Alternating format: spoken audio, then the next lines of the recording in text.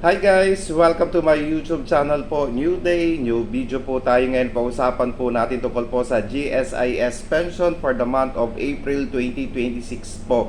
Next week na po yan guys. So sa ating mga GSIS pensioner po, abang-abang na po next week. Ayan po, dahil ang normal crediting po natin ay April 8, 2026 po. Dahil nga po, may mga bangko po tayong maagang nagre-release po. Pwede po nating i-check ito by April 7, 2026 po. Okay? Kung meron naman po kayong online banking, ayan po, hintayin na lang po ang notification mula sa inyong bangko na na-credit na po ito sa inyong mga ATM accounts.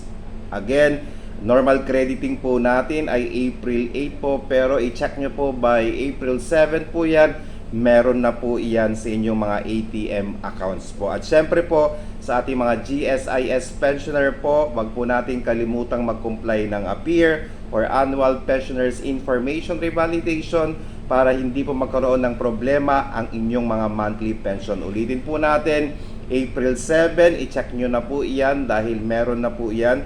Pero wag naman pong sobrang aga, pwede po natin i-check ito ng hapon or kagabihan po ng April 7 po para ma-verify po natin talaga na meron na po sa inyong mga ATM accounts. Maraming salamat po and stay safe.